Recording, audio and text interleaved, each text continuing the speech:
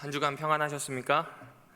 네, 함께 예배드릴 수 있는 자리에서 만날 수 있어서 너무나 감사하고 또 기쁘게 생각합니다. 조금 먼저 아쉬운 소식과 함께 예배를 시작해야 될 것 같습니다. 광고되었던과 달리 내일 예배가 좀 변경되게 되었습니다. 완화된 거리두기 조치와 또 접종자에 대한 인텐시브를 저희가 이제 기대했습니다. 그래서 1부는 작년으로 2부는 어린이 예배로 진행하려고 했는데 확진자에 대한 급증에 따라서 7월 7일까지 지금 방역 단계가 기존에 맞춰 유지가 될 예정입니다. 따라서 내일 예배는 직전주에 했던 예배처럼 1, 2부 모두 작년 예배로 이렇게 진행이 될 것을 알고 계시면 좋겠습니다. 이 방송으로 접하시는 분들도 기억해 주셔서 평소와 똑같이 교회 오면 된다, 이렇게 생각해 주시면 좋겠습니다. 자, 오늘은 2021년 3기 1과 첫 시간입니다. 공교롭게도 교과를 시작할 때마다 서론을 웬만하면 제가 하는 것 같습니다. 그래서 오늘 이 내용을 같이 살펴보면서 한번 어떤 이야기를 좀 살펴볼 수 있는지 시작하면 좋겠습니다. 자, 기억절은 화면에 나오는 것과 같습니다. 한번 같이 읽어보실까요? 시작! 내 영혼이 여호와의 궁정을 사모하며 쇠약하며 내 마음과 육체가 살아계시는 하나님께 부르짖나이다. 네, 시편 84편 2절에 나오는 말씀입니다. 그러니까 이제 쉼에 대한 이야기를 하겠죠. 교과책 표지를 보시면 그리스도 안에 쉼이라고 되어 있을 겁니다. 오늘 쉼에 대한 이야기입니다. 이 총론을 좀 보시게 되면요, 저자가 이런 이야기를 합니다. 두려움에 대한 이야기를 해요. 총론에 거의 끝나갈 때쯤에 우리는 이런 두려움에 대한 극복으로 쉼에 대한 이야기를 할 거랍니다. 그 두려움 첫 번째는 저자가 말하기를 집세가 다가온답니다. 내야 되는 집세가 다가와요. 정말 바람 앞에 흔들리는 촛불처럼 흔들리는 결혼 생활에 대해서도 이야기합니다. 각각 삶에서 가지고 있는 내 마음을 쥐어 흔드는 것들로부터 어떻게 자유로워질 것인가, 두려움으로부터 노연할 것인가에 대한 주제를 쉼과 함께 다뤄보겠다는 겁니다. 그리고 그 마지막 결론부에 뭐라고 이야기하냐면 이 쉼이라고 하는 것은요, 단순히 휴식의 의미가 아니라 구원, 재림, 조사, 심판 등등등 성경이나 우리가 교리적으로 접할 수 있는 것들과 긴밀하게 연결되어 있다, 이런 이야기를 하는 거죠. 이게 좀 와닿게 표현하기 위해서 한국 갤럽에서 했던 조사를 하나 말씀을 드려보려고 합니다. 1960년 이래 올해가 종교인이 가장 적은 해입니다. 기독교 복음이 한창 활성화되면서 종교혁명이라고 할 만큼 거의 우리나라 국민의 4분의 1 이상이 기독교로 빠르게 개종했던 1980년, 90년과 다르게 올해 내가 종교를 가지고 있지 않습니다. 그가 믿었던 안 믿었던 상관이 없습니다. 그가 불교인이든 누구든 상관없어요. 종교 자체를 가지고 있지 않는다라고 하는 사람이 55%를 넘습니다. 그런데 이 사람들의 특징이 있어요. 당신은 왜 종교를 믿지 않습니까? 라고 했을 때 종교계에서 나오는 여러 좋지 않은 구설수들이라든지 사고, 아니면 갖가지 다른 이유일 거라 생각했는데 1위가 뭔지 아십니까? 내가 무종교인인 이유 1위 말입니다. 무관심입니다. 뭐라고요? 무관심이요. 어떻게 이것에 무관심할 수 있지? 그건 우리 생각입니다. 좀 더 기사를 살펴보게 되니까 그 무관심의 핵심은 종교계에서 하는 이야기와 현실이 맞지 않아요. 우리 안에서의 언어지 외부에서는 전혀 실효성이 없습니다. 시대정신이라고 하는 현재의 흐름이 있는데 그 흐름 앞에서 선도해주고 위로해주고 이끌어야 하는 이야기들이 안 들린다는 겁니다. 그래서 관심이 없대요. 왜 이 이야기와 함께 시작하는가? 쉼이라고 하는 주제는 누구나 얻고 싶어하는 자유이기 때문에 그렇습니다. 역으로 이야기하면 무관심한 사회에 사실 이번 기회에 나오는 쉼에 대한 내용을 잘 정리하여서 사람들과 나누기 시작한다면 어쩌면 무관심한 사람들에게 그리스도인이 될 수 있는 기회를 줄 수 있는 어떤 좋은 통로가 될 것 같다는 생각이 들었습니다. 그래서 그 마음을 가지고 이번 13번의 안식일을 좀 지내보시면 어떨까 합니다. 다른 교파들이 가지고 있지 않은, 다른 교단들이 가지고 있지 않은, 또 교단이나 교파를 넘어서 다른 종교가 가지고 있지 않은 쉼에 대한 이야기를 우리는 가지고 있습니다. 육체적인 휴식뿐만 아니라 영혼의 안식과 자유에 대한 이야기들, 무궁무진한 그 이야기들이 있습니다.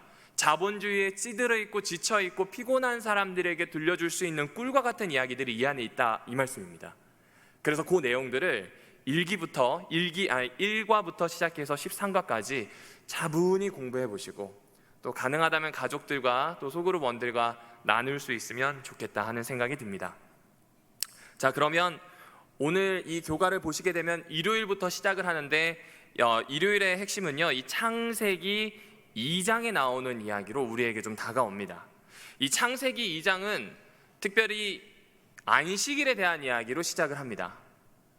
좀 이상하죠? 창세기 1장까지 6일 창조에 대한 이야기가 다 끝나고 안식일을 1장에 딱 넣어서 마무리하면 좋은데, 갑자기 2장의 7째 날 마지막 창조에 있는 안식일의 이야기가 툭 나와요. 이상합니다. 이유가 있습니다. 1장과 2장이 연결되기도 하고요, 지금 모든 창조가 안식일이라고 하는 절정을 향해 가는 겁니다. 그러니까 하나님이 창조하시는 행위, 히브리어로 바라, 만든다고 하는 그 행위, 새롭게 하나하나씩 없던 것들을 생기게 하는 그 모든 것들이 사실은 초점이 어디에 있다고요? 안식에 있다는 이야기를 해주고 있는 겁니다. 그런데 이 안식일에 대한 이 성경 구절이 개역파는 조금 의미가 달리 돼 있어서 가장 원문과 좀 잘 맞는 걸 좀 찾아봤습니다. 공동 번역에 봤더니 창세기 2장 1절에서 3절을 다음과 같이 소개합니다. 제가 천천히 읽어드리겠습니다. 이리하여 하늘과 땅과 그 가운데 있는 모든 것이 다 이루어졌다, 완성되었다는 의미입니다. 2절, 하느님께서 엿새 날까지 하시던 일을 다 마치시고 이렛날에는 모든 일을 손에 떼고 쉬셨다. 3절, 이렇게 하나님께서는 모든 것을 새로 지으시고 이렛날에는 쉬시고 이날을 거룩한 날로 정하시어 복을 주셨다. 뭐 우리가 지금까지 알고 있는 내용과 좀 별반 다르지 않습니다. 그렇죠? 뭐 크게 다르지 않아요. 그런데 2절을 좀 보실까요? 2절을 보시면 하나님께서 6째 날까지 하시던 일을 마치시고 앞에 이 별 표시가 있습니다. 그리고 이 별 표시는 뭐냐면 성경책을 보면 그 아래쪽에 꼭 나옵니다. 이게 이런 겁니다 하면서 난회주로 나와 있거든요. 그 내용이 뭔가 히브리 성경 본문 말입니다. 원래 히브리 성경 본문에는 이렛날이라고 되어 있어요. 그럼 다시 읽어보면 하나님께서는 7째 날까지 하시던 일을 마치셨다고 이야기합니다. 우리가 알기에 창조는 언제 끝나요? 창조의 모든 만드는 과정은 6째 날이 끝나요. 그런데 히브리 성경에는 7째 날까지를 창조로 두고 있다는 겁니다. 이거 무슨 의미일까요? 도대체 왜 이런 이야기를 해서 우리를 이렇게 혼란스럽게 하고 힘들게 할까요? 성경은 이유가 있습니다. 여러분, 창조가 가지고 있는 완벽함을 설명하고 싶은 거예요. 하나님이 하신 창조는요, 인간이 하는 것과 다릅니다. 지금 손에 들고 계신 이 휴대폰 있잖아요. 이 휴대폰 소프트웨어 업데이트를 몇 번이나 하셨나요? 전 기억도 안 납니다. 이틀 전에도 제 휴대폰은 또 소프트웨어 업데이트를 했습니다. 뭐 보안 어쩌고 저쩌고 해서 오더라고요. 그런데 하나님이 만드신 것은 업데이트가 있나요, 없나요? 없습니다. 인간을 만든 다음에 버전 2 인간, 버전 3 인간, 최종판 인간이 있던가요? 없어요. 개정판 인간이 없고 인간으로 끝났습니다. 이 말은 뭐냐면 하나님이 하시는 모든 일이 마치셔도 될 만큼 완벽하다는 일입니다. 그러니까 지금 하나님은 7째 날에 방점을 딱 찍으시고 마치셨다는 이야기입니다. 창조는 더 이상 뒤를 돌아볼 필요 없이 7째 날에 쉬기만 하면 되는 것이라는 이야기입니다. 그리고 그 아래쪽에 보시면 평행하는 구절로 나옵니다. 다 마치셨다와 함께 밑에 보면 쉬셨다라는 표현이 나옵니다. 이게 같은 이야기인 거죠.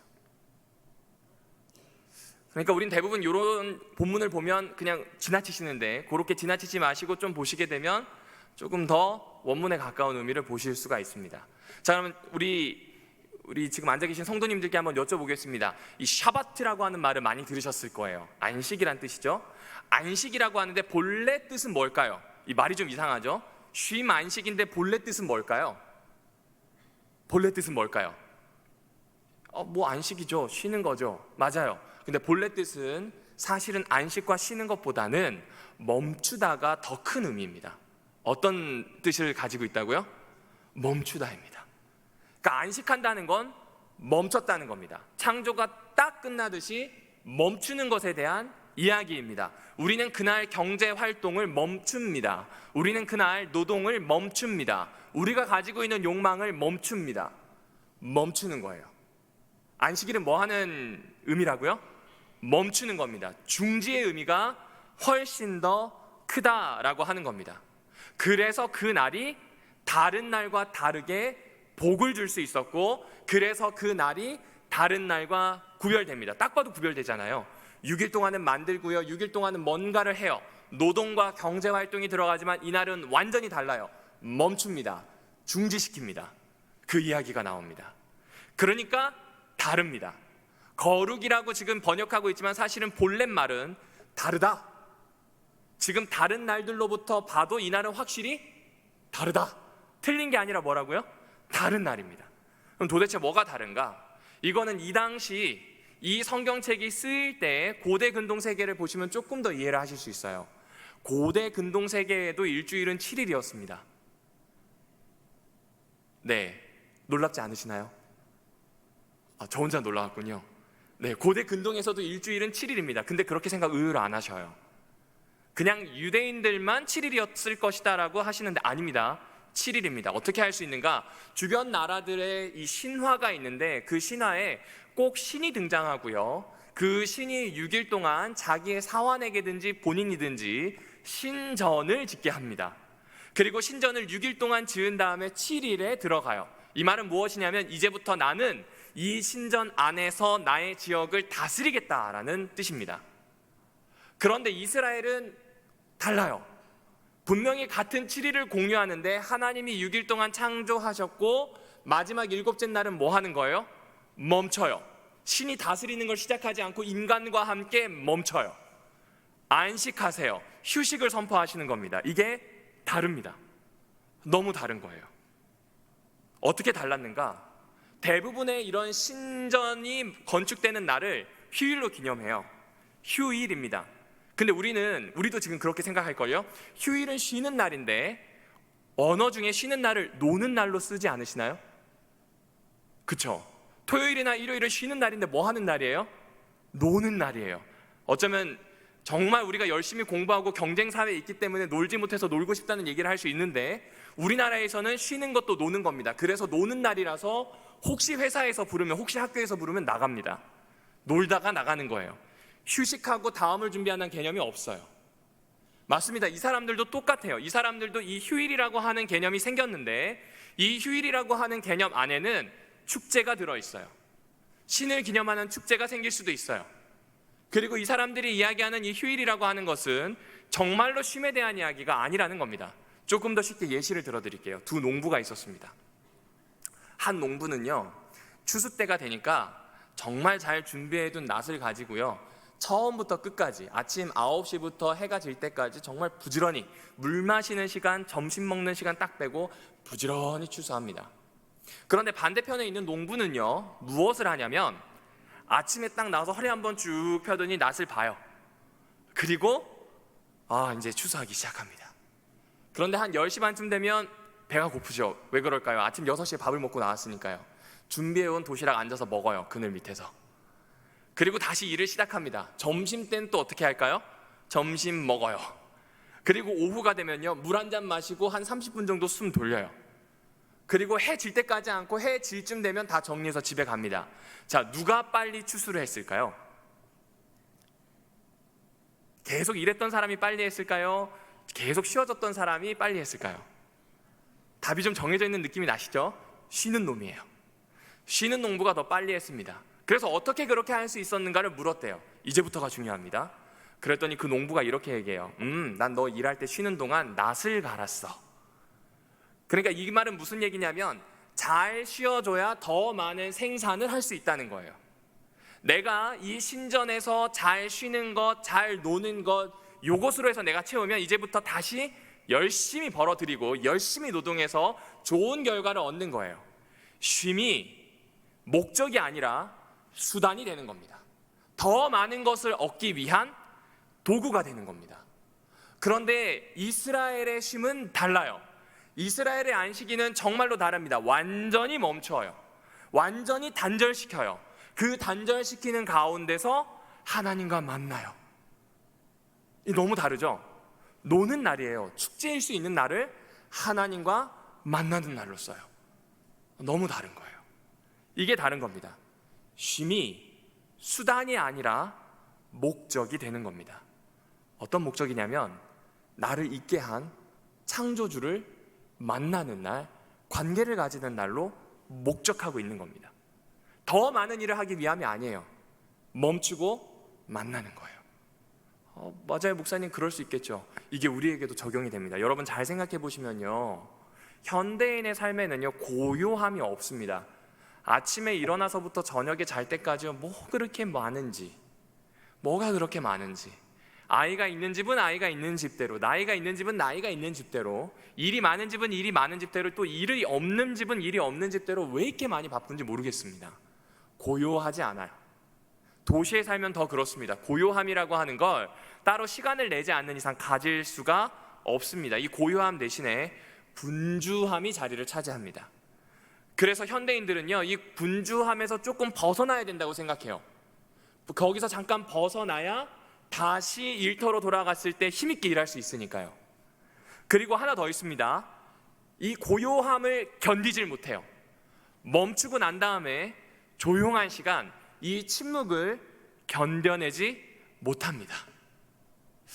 나도 혹시 그런지 않을까 한번 이렇게 좀 보시면 됩니다. 혹시 화장실 들어가실 때 유튜브를 켜놓거나 유튜브를 그 안에서 보고 계신다면 침묵을 두려워하실 가능성이 많습니다. 혼자 있는데 급격하게 위축되는 느낌이 있다. 침묵을 두려워하실 가능성이 많습니다. 나는 분명히 쉬고 있다고 생각하는데 끊임없이 SNS에 톡을 하기 위해서 내 손가락이 바삐 움직인다. 이거 혼자 못 있는 겁니다. 내가 지금 혼자 있다고 여기지만 가상 세계에서라도 연결되어 있어야 한다고 느끼는 겁니다. 분주합니다. 여러분, 이 분주하다고 하는 걸 잘 표현해 주는 게 이 바쁠 망자입니다. 보시는 것처럼 이 바쁠 망자는 마음 옆에 다가와요. 망칠 망자 혹은 망할 망자라고도 합니다. 마음 옆에 이 망할 기운이 와요. 자꾸 뭔가를 해야 된다는 이 망할 기운이 오면 분주해져요. 그런데 이것이 위로 올라가면요, 내 마음 위로 올라가면 잊을 망자가 돼버립니다. 분주하다 보면 잊어버려요. 무엇 있는가? 내가 누구인지, 나를 있게 한 존재가 누구인지를 잊어버립니다. 그래서 현대를 존재 망각 시대라고 합니다. 이건 철학적인 용어입니다. 존재 망각이라고 하는 건 나를 뜻하는 게 아니라 나를 있게 한 하나님을 뜻해요. 존재는 존재물들이 있게 했다, 뭐 그렇게 표현해서 아무튼 하나님, 초월하는 것, 나를 있게 한 질서, 뭐 이런 거예요. 그러니까 나를 있게 한 것, 나의 근원을 잊어버려요. 내가 누군지를 잃어버리는 거예요. 그렇게 삽니다. 그래서 뭐가 필요할까요? 멈추는 게 필요합니다. 쉼, 멈춤이 없기 때문에 하나님도 잃고 나도 잃어버리는 겁니다. 그러니 바쁘고 지치는 겁니다. 그럼 지금 역으로 돌아와서 뭐 하라는 이야기일까요? 멈추라는 이야기입니다. 안식일에는 사업 좀 멈춰두셔도 좋습니다. 자녀 교육 멈춰두셔도 좋습니다. 시험 공부 안식일에 한다고 점수 안 달라져요. 평소 공부 안 하면 했던 대로 나옵니다. 멈추세요. 멈추고 내가 망각하고 있었던 존재와 연결되는 것, 이것이 사람을 사람답도록, 성경적 용어로 바꾸면 하나님의 형상을 하나님의 형상답도록 만드는 길입니다. 우리 안식일을 좀 그렇게 보내보지 않으시겠습니까? 아브라함 조슈아 헷셀이라고 하는 사람이 안식에 대한 책을 썼습니다. 그 책에서 제가 하나 따왔는데요, 이렇게 이야기합니다. 기계 문명, 이건 지금까지 있었던 거예요. 단순히 산업혁명이 아니라 사람이 뭔가 만들어서 문명을 세우고자 했던 그 모든 것을 총칭합니다. 기계 문명은 인간의 공간 정복이다. 뭔가를 자꾸 채워야 하잖아요. 곳간에 쌀을 채우고요, 통장에 돈을 채우고요, 내가 가지고 있는 전화번호에 인맥을 채워야 합니다. 계속 공간을 채우는 것이 기계 문명의 특징이에요.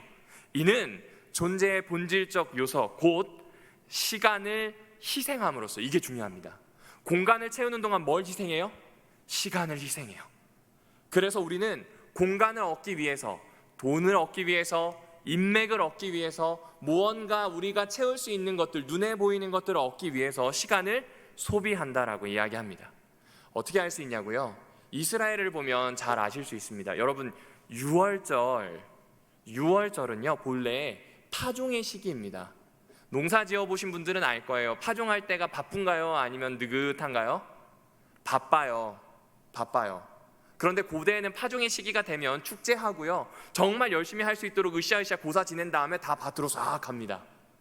뭘 기대하는 거예요? 공간을 채울 것을 기대해요. 내 밭에 작물이 많아지고 병 걸리지 않을 것을, 내 곳간에 그것들이 고스란히 아니면 더 많이, 특별히 작년보다 더 많이 나올 것을 기대합니다. 이게 이방인들이었습니다. 이스라엘도 똑같은 환경에서 살았어요. 그런데 이스라엘은 6월절을 독립기념일로 지켰습니다.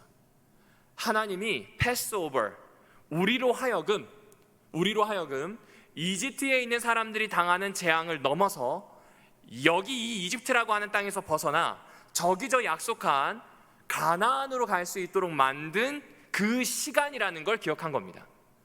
누군가는 지금 재산을 구하고 누군가는 공간을 채우는 걸 구하는데, 이스라엘 백성은 하나님과 나 사이, 나를 있게 한 존재이신 그분이 독립하게 하셨고 자유민이 되게 하셨고 살게 하셨다는 것을 기념한 겁니다. 같나요? 다르나요? 다릅니다. 맥추절이라고 부릅니다. 칠칠절이라고 불러요. 이 맥추절이라고 하는 이유는 보리를 걷기 때문에 그렇습니다.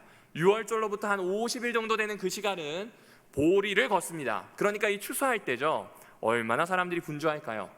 그런데 이스라엘 백성은 이때 시내산에서 맺은 언약을 기억합니다. 이때 시내산에서 선포된 율법이 얼마나 중요한지를 기억합니다. 왜 그럴까요? 법이 있다는 것은 내가 하나님 나라의 백성임을 알게 하니까요. 얼마나 귀중해요. 난 더 이상 노예가 아니에요. 난 이제부터 하나님 나라에 소속된 백성입니다. 왕을 하나님으로 모시고 이 땅 가나안에서 약속받은 대로 살아가는 사람이라는 걸 기념하는 거예요. 장막절이 됩니다. 혹은 초막절이라고 부르죠. 이때는 모든 곡식을 거두어서 곳간에 드리는 때입니다. 이방인들은 일종의 추수 감사절처럼 지내요. 우리로 치자면 추석이 될 거예요. 행복합니다. 그런데 이스라엘은 그때 집 옆에다가 조그만한 천막을 쳐요. 왜 이렇게 천막을 칠까요? 여기서 먹고 사는 거 다 누구 때문이에요? 하나님의 보호하심 때문이에요. 광야에서 그분의 보호하심을 기념하고 기억하는 겁니다.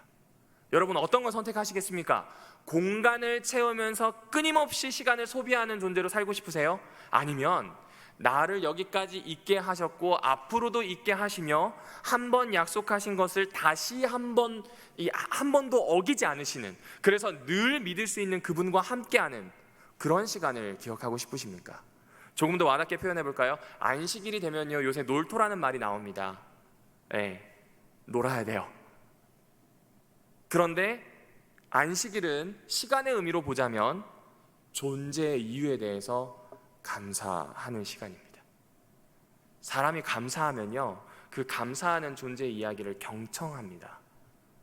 사람이 감사하면요, 자기에게 은혜를 베푼 그 존재와 깊은 관계를 맺고 싶습니다. 역으로 바꾸어 볼까요? 내가 누군가의 대화를 듣지 않는다는 건요, 감사함이 없기 때문 아닐까요? 나의 존재를 있게 하신 하나님이 그와 나를 연결하셨다는 그 감사가 없다면 그 사람 이야기 듣고 싶지 않아요. 공통점을 찾으려고 하죠. 어디 출신인지, 어느 학교인지. 그건 내 공통점 찾아서 내가 하고 싶은 이야기를 시작할 때 하는 방법이잖아요. 아니에요.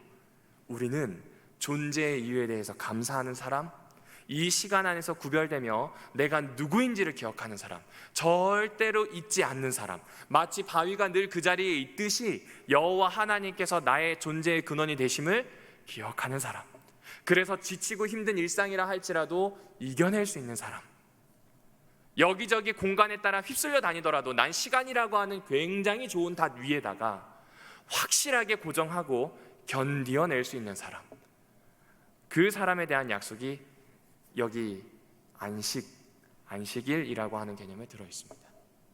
그래서 샤바트, 쉼이라고 하는 건 다릅니다. 세상과 다르다는 이야기가 여기서 나오는 겁니다. 뭐 얼만큼 찬양을 많이 했고 내가 교회 생활 몇 년 했고가 아니에요. 이 생각 자체가 다른 거예요.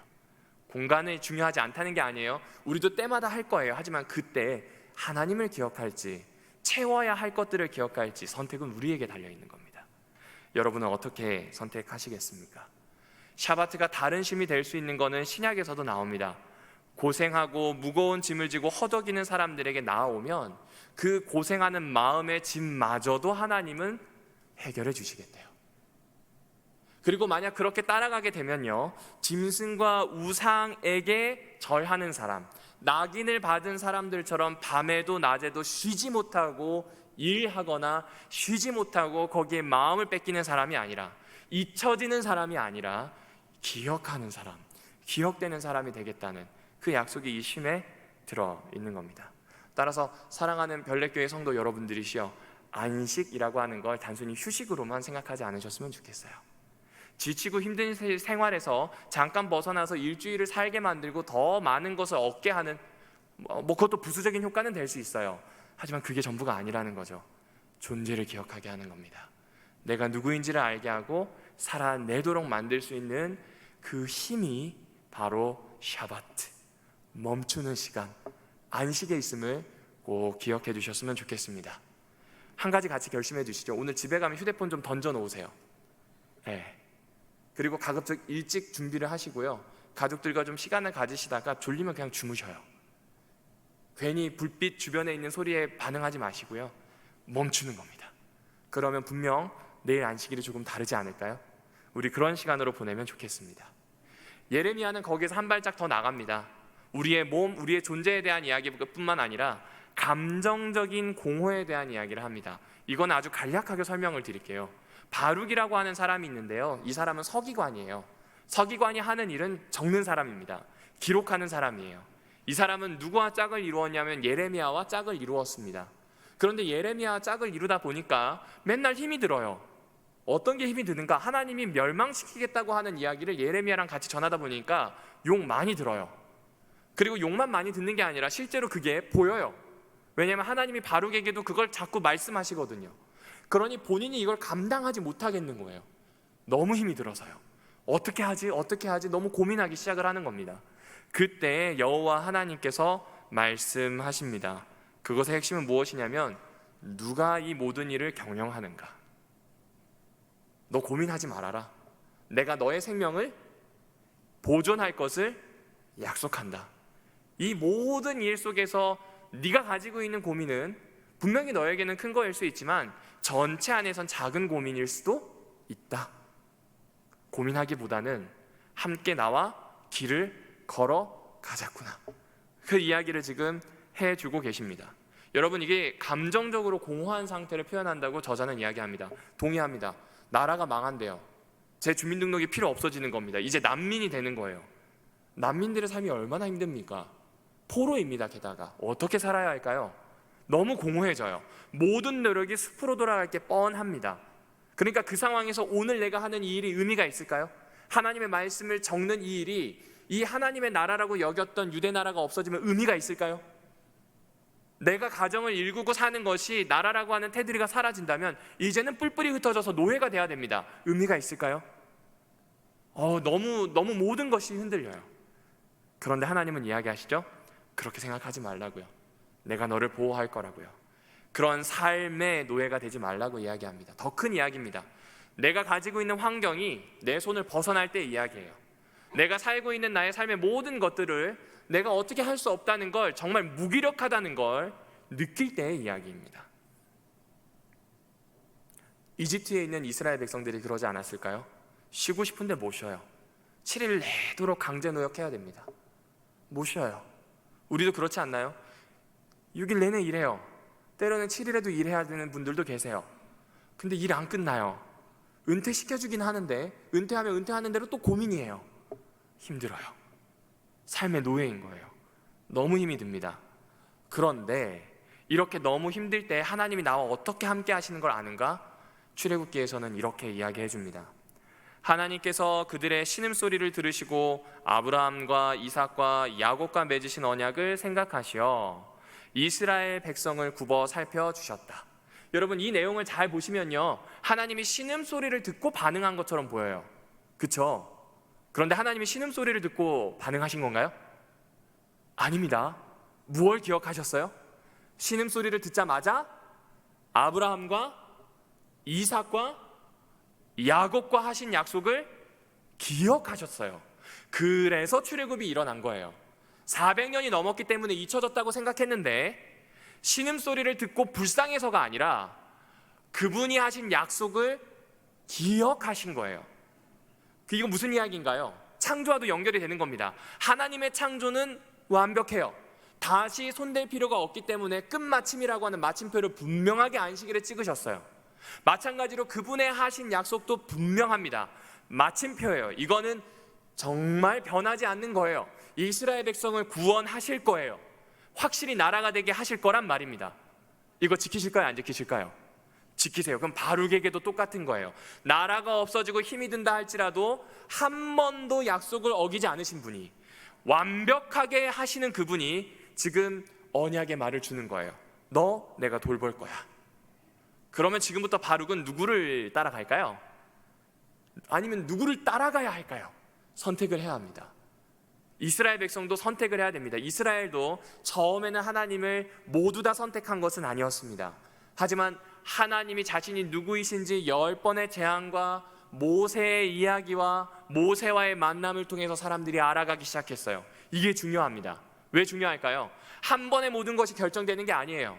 인생이라고 하는 시간에 우리가 숨을 쉬고 있다면 하나님은 그걸 기회로 사용하신다는 겁니다. 다가오세요. 이야기하십니다. 감정적으로 공허할 수 있는, 삶이 소홍두리째 흔들리고 노예가 될 수 있는 우리의 삶에서 끊임없이 찾아오셔서 이야기하신다는 그 이야기가 여기에 들어가 있는 겁니다. 노예처럼 힘이 드십니까? 약속을 기억해 주세요. 이 약속은 하나님이 주신 거예요. 창조 때 안식의 약속이 종말 때까지 이어진다는 건 너무나 큰 의미가 있어요. 우리를 자유롭게 하실 거예요. 쉬게 하실 거란 이야기입니다. 이 사실을 기억해 주시면 좋겠습니다. 교과에서는 시대의 소망 364페이지를 인용하고 있습니다. 하나님께서는 우리에게 너희는 가만히 있어 내가 하나님됨을 알지어다라고 명하신다. 여기에서만 참된 쉼을 얻을 수 있다. 하나님이 하나님 되시도록 좀 도와주세요. 그분의 언약을 기억하시고 그분이 움직이실 거예요. 움직이고 계십니다. 그러기에 우리는 뭐 해야 될까요? 멈춰야 합니다. 걱정으로부터 멈출 필요가 있습니다. 다른 날은 몰라도 특별히 이 날을 그렇게 구별하기로 하셨다면 멈추시는 겁니다. 들으시는 겁니다. 기억하시는 겁니다. 그 일이 이루어지면 좋겠습니다. 오늘의 마지막 이야기입니다. 오늘의 마지막 이야기는 가인에 대한 이야기입니다. 가인은 피하는 사람, 방황하는 사람이 되었습니다. 한마디로 쉴 수 없게 되었다, 이 이야기입니다. 교과에서는 굉장히 옛날부터 들어오는 전통적인 이야기들을 많이 좀 해주었습니다. 칼뱅이 이야기했었던 이 피를 들이지 않는 제사, 히브리서에서 근거를 해서 칼뱅이 이야기한 거거든요. 피를 들이지 않았기 때문이래요. 속죄에 대해서 인정하지 않았다고요. 그런데 여러분이 잘 아시는 것처럼 레위기 제사법에 보면 곡식 제사 있어요, 없어요? 있어요. 속죄제에도 곡식을 드릴 수 있습니다. 그러니까 그 이야기는 어쩌면 절반 정도는 맞다라고 봐주시면 좋을 것 같아요. 도대체 그러면 왜 가인의 제사는 받아들여지지 않았고, 그래서 가인은 살인을 했고, 그래서 가인은 평생 쉼이 없는 사람이 되었을까? 이걸 생각해 볼 필요가 있습니다. 여러분, 문제가 하나님께 있을까요? 가인에게 있을까요? 가인에게 어떤 문제가 있었습니까? 뭐 이렇게 지금 떠오르는 게 있으실 겁니다. 그런데 이 가인에게 있는 문제를 좀 찾아보기 위해서 히브리어를 좀 다시 좀 살펴보려고 노력했어요. 제가 아무리 좀 봐도 한글 성경에서 이 4장 7절 죄가 문 앞에 엎드려졌다든지 이런 내용들이 좀 와닿지가 않아서 이 히브리어뿐만 아니라 고대 근동 언어를 가르치는 이 송민원이라고 하는 교수님이 다음과 같이 직역을 좀 해놓은 걸 찾게 되었습니다. 내용이 이렇습니다.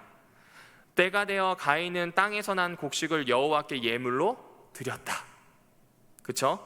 아벨의 이름은 헤벨이라고 불리기도 합니다. 아벨은 양떼 가운데서 맏배들 중에서 하나를 골라 그것의 기름기와 함께 드렸다. 자, 우리는 대부분 이 첫 소산, 가장 좋은 걸 드렸다고 생각하는데 맏배들 중에서 하나를 선택했다면 그런 의미가 아닌 겁니다. 우리가 지금 일반적으로 알고 있던 것과 좀 다르다는 거죠. 원래 의미는 이렇다는 겁니다. 여러 맏배들 중에서 하나를 선택한 것이지 제일 먼저 태어난 맏배를 골라서 그것에서 의미를 부여하고 이것을 가지고 제사를 드린 게 아니라는 이야기입니다. 그러니까 지금 우리가 알고 있었던 내용을 조금 좀 유보할 필요가 있습니다. 좀 내려가 보실까요? 그런데 여호와께서 아벨과 그가 바친 것은 반기셨대요. 아벨과 그가 바친 것을 동일하게 보시고 반가워하셨고 받아주셨습니다. 하지만 가인과 그가 바친 것은 어떻게 하셨어요? 반가워하지 않으셨어요. 그리고 가인의 고개가 떨어졌다라고 되어 있습니다. 여러분, 이 개역 성경에 보시면 가인의 안색이 변했다고 나옵니다. 우리나라는 얼굴 색깔이 바뀌는 게 화가 난 거예요. 근데 유대인들은 고개가 떨어지면 화가 난 거예요. 다르죠? 그 친구들은 고개가 떨어지면 쟤 열받았구나 이렇게 아는 겁니다. 화가 정말 머리 끝까지 났구나 이걸 아는 거예요. 그러니 하나님이 지금 묻는 거예요. 너 왜 고개 떨어뜨려? 너 왜 화를 내고 있어? 라고 묻는 겁니다. 그리고 하나님이 이어서 말씀하십니다. 야, 너가 지금 고개를 드는 게 더 유익하지 않을까? 화를 거두는 게 더 유익하지 않겠어? 라고 묻는 거예요. 그리고 이렇게 이야기합니다. 그렇게 하지 않으면 죄의 문 앞에 너가 엎드려 있는 것, 이 둘 중에 어느 게 더 낫냐는 겁니다. 너가 죄의 문 앞에서 막 이 죄라고 하는 문을 열기 직전에 있는데 거기에 있기 위해서 계속 고개를 떨어뜨리고 있는 게 낫겠는지, 아니면 화를 풀고 고개를 드는 게 낫겠는지를 묻는 겁니다.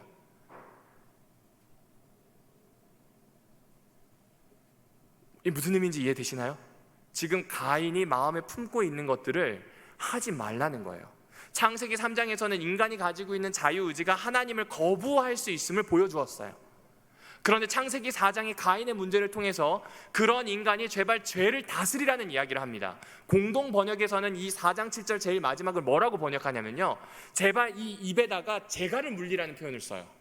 그렇게 의역을 해놨어요. 죄라고 하는 것에 재갈을 물려라, 죄를 네가 다스려라 라고 하는 이야기를 합니다. 고개를 들지 못하고 지금 파르르 떨면서 뭔가를 버리려고 하는 너를 다스리라는 이야기를 하고 있는 거예요.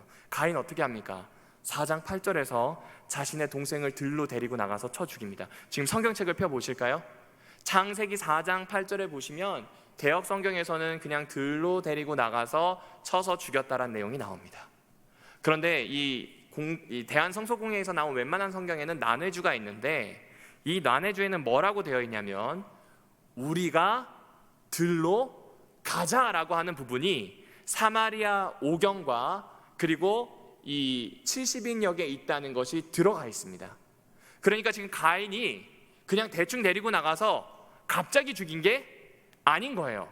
들을 봐 놓고 들로 나가자 한 다음에 계획된 행동에 따라 살인을 한 거예요. 마음에 먹은 거예요. 난 이 동생을 죽이기로 마음 먹은 겁니다. 그리고 죽이고 난 다음에 가인이 하는 이야기가 뭡니까? 내가 동생 지키는 자예요? 예, 맞습니다. 지키는 자예요. 지키는 자로 알았다면 죽이지 않았을 거예요. 사람으로 보았다면 절대로 그런 행동을 할 수가 없어요. 그 이야기를 해주고 있는 거예요. 최초의 죄가 형제를 향한 폭력임을 드러내줍니다. 창세기 4장에 이 죄라는 단어가 제일 먼저 나오거든요. 그러면서 지금 이야기하는 거예요. 누군가를 죽이는 이 가인이 왜 그렇게 했는가? 이유는 하나예요. 형제에 대해서 형제로 보지 않은 거예요. 사람을 사람으로 보지 않은 겁니다.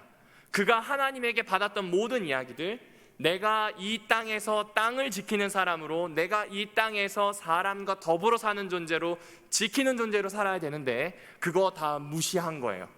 자기 본위대로 한 겁니다. 형제를 죽여버렸어요. 그리고 그의 행동은 더 이어지게 됩니다. 여러분 잘 아시는 것처럼 이 사람은 놋이라고 불리는 땅으로 도망가요. 황무지, 버려진 땅, 어지러운 땅이란 뜻을 가지고 있어요.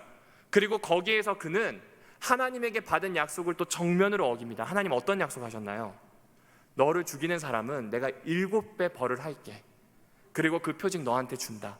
이거 보여주면 너를 건드리려고 하는, 해하려고 하는 사람들이 알아들을 거예요.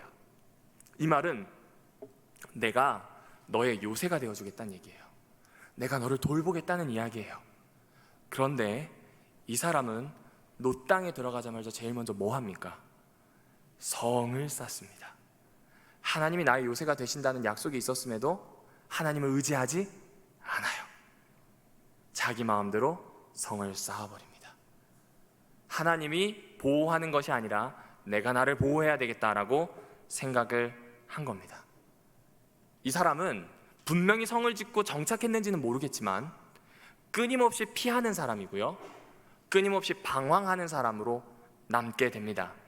그런데 주목해야 할 것은 가인만 그런가요? 하나님의 약속이 주어져 있고 내가 의지할 뿐인 걸 알고요, 나의 존재의 이유이시기 때문에 만나야 되는 것도 알아요. 그런데 가인만 그런 하나님을 거부하냔 말입니다. 잘 모르겠습니다. 여러분은 어떠하십니까? 저는 이 말씀을 보면서 고민이 좀 많아지게 되었습니다. 쉼이라고 하는 건 결국 나를 가장 나답게 할 수 있는 거구나. 쉼이라고 하는 건 하나님 안에서 내가 가장 하나님의 형상다워질 수 있도록 만드는 것이구나라는 걸 보게 되었어요. 만약 그렇지 않다면 나는 끊임없이 피하는 사람으로 살 거예요. 방랑하는 사람으로 살 겁니다. 에덴에서 제일 처음 맞은 안식일은 이들이 에덴에서 거주했기 때문에 쉴 수 있었습니다. 집에 와서 쉬잖아요. 내가 머무는 곳에서 쉬거든요. 정착했다는 거예요. 그런데 그렇지 않다면 끊임없이 피하는 자, 유리하는 자로 살아가게 됩니다. 여러분, 피하는 자, 유리하는 자로 살겠습니까? 아니면 정착하는 사람, 쉼을 누리는 사람으로 살겠습니까? 맞아요. 삶에 여러 문제들이 몰려옵니다. 그렇게 우리는 고민해야 됩니다. 지금 말씀드리는 건 해답이에요. 이건 정답이 아닙니다. 우리가 삶에서 고민해야 되는 이야기들이에요. 과연 나는 어디에 정착해야 할 것인가? 나는 과연 하나님을 피하고 방랑하는 것에서 어떻게 벗어날 것인가? 나는 과연 이 지치고 피곤한 일상에서 참으로 안식을 누리는 사람이 아니라 안식을 나누는 사람으로 어떻게 살아갈 것인가? 이 질문을 일과에서 던져주고 있습니다. 그리고 그 대답을 2에서 13가까지 가면서 함께 찾아보자고 초청하고 있습니다. 우리 성도들께서, 그리고 저도 결심을 하나 하시죠. 이번 교과를 하나하나씩 살피시면서 쉼에 대하여, 하나님께서 나에게 베풀어 두신 창조와 구원에 대하여 더 깊이 이해하고 삶으로 가져오고 살아내기로 결심하는 그런 귀한 시간들의 쌓임이 있었으면 좋겠습니다. 감사합니다.